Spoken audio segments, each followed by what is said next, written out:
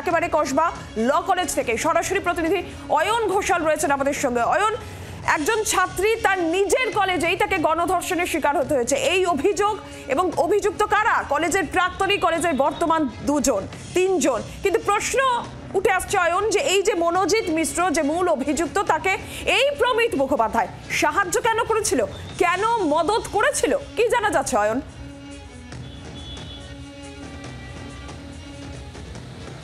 নির্যাতিতার বয়ানে একথা পরিষ্কার যে ঘটনার নেপথ্যে মোটিভ কি ছিল, কিন্তু এখনো পর্যন্ত পুলিশের কাছে এটা পরিষ্কার নয় যে কমন ইন্টেনশন তৈরি হলো কেন। সম্মিলিতভাবে একই অপরাধ যখন অনেকে সংগঠিত করে তখন তাকে কমন ইন্টেনশন বলা হয়। এই কমন ইন্টেনশনের মধ্যে মূল অভিযুক্ত, তার ইন্টেনশন তো একেবারে পরিষ্কার, কিন্তু বাকি দুজন তারা কেন সাহায্য করলো, এটা এই মুহূর্তে পুলিশের কাছে লাখ টাকার প্রশ্ন। প্রথম কথা হচ্ছে, প্রমিত যেভাবে মনোজিৎকে সাহায্য করেছে সেই সাহায্যের নেপথ্যে কী কারণ মনোজিৎ এই মুহূর্তে আর এখানে ছাত্র নেতা নন, তিনি এই কলেজে চুক্তির ভিত্তিতে নিয়োজিত একজন কর্মী, এবং সে অবস্থাতেও একজন প্রাক্তন ছাত্রনেতা, এই কলেজের প্রাক্তনী, তার কী এমন প্রভাব এখনও পর্যন্ত এই কলেজের অন্দরে বাহিরে যে তার কথা বা তার অঙ্গুলি হেলনে বাকি দুজন এই অপরাধে সামিল হয়ে পড়ল। এরপর আসি প্রথম বর্ষের আরেকজন ছাত্রের কথায়, জায়েব আহমেদ তার এলাকাতেই পরিচিত নন, একেবারে লো প্রোফাইল, অত্যন্ত ঘিঞ্জি একটা এলাকা, তিলজলা। গতকাল আমি সশরীরে নিজে সেখানে গেছিলাম, তাকে এলাকায় কেউ চেনেই না।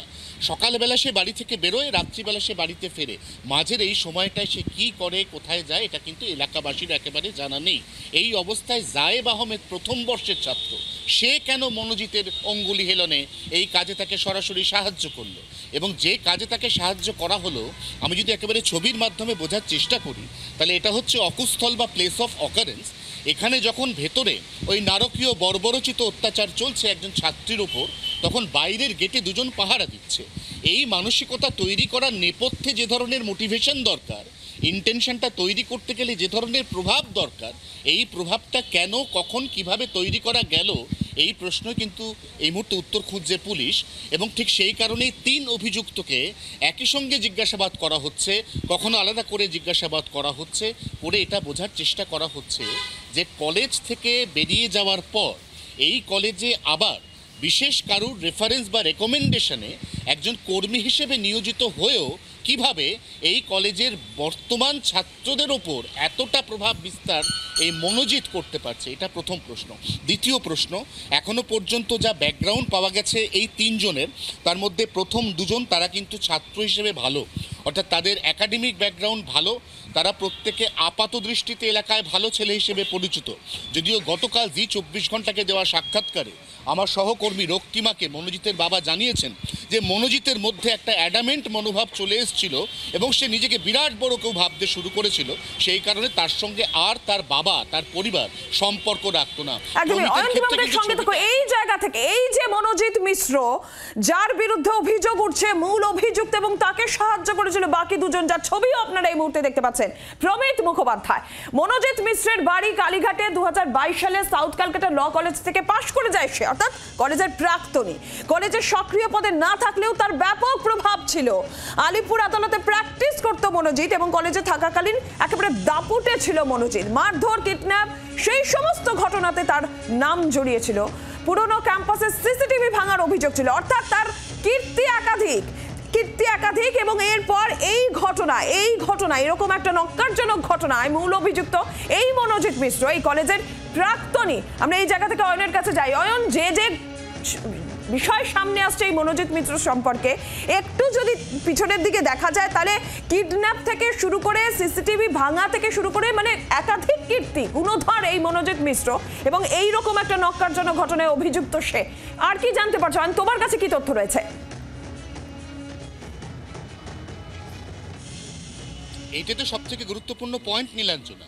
মনোজিতের বিরুদ্ধে এর আগে বহু এরকম হুজ্জতি, হাঙ্গামা এবং অপ্রীতিকর কাজকর্মের অভিযোগ রয়েছে, কিন্তু মনোজিৎ যে এই কলেজে এই মুহূর্তে একজন সাধারণ কর্মী, এই কলেজের প্রাক্তন ছাত্র নেতা, তার এখনো পর্যন্ত কি এমন প্রভাব যে সে প্রমিতের মতো আপাত দৃষ্টিতে এলাকায়, যেটা বলছিলাম, যেটা বলতে গিয়ে তুমিও একটা অন্য প্রসঙ্গের পয়েন্ট আমাকে খুব গুরুত্বপূর্ণ অবতারণা করলে, সেটা হচ্ছে প্রমিত ভালো ছেলে, প্রমিত মেধাবী ছেলে, প্রমিত মিশুকে, প্রমিত পাড়ায় কারোর সাথে গলা তুলে কথা পর্যন্ত বলে না।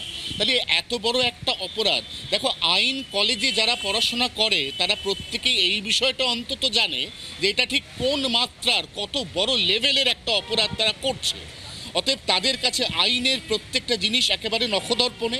সেই অবস্থাতেও কেন, কোন কমন ইন্টেনশনে, কোন প্রভাবে এভাবে প্রমিত মনোজিতের প্রস্তাবে সাড়া দিল, এবং যেখানে প্রমিত মূল অভিযুক্ত, মোটিভটা শুধুমাত্র প্রমিতের, এখানে ঘটনার নেপথ্যে প্রধানত প্রমিত জড়িত এখনো পর্যন্ত পুলিশের কাছে যা তথ্য প্রমাণ, সেইখানে সে এইভাবে প্রমিত এবং জায়েব তাদেরকে কিভাবে টানলো, কেন তাদেরকে কমন অপরাধ ইন্টেনশনে ইনভলভ করতে পারলো মনোজিৎ, এটাই কিন্তু এই মুহূর্তে অত্যন্ত গুরুত্বপূর্ণ প্রশ্ন, যার উত্তর খোঁজার জন্য পুলিশের হাতে সময় আছে মঙ্গলবার 1 জুলাই পর্যন্ত, কারণ ততদিন পর্যন্ত 3 জনই পুলিশের হেফাজতে আছে।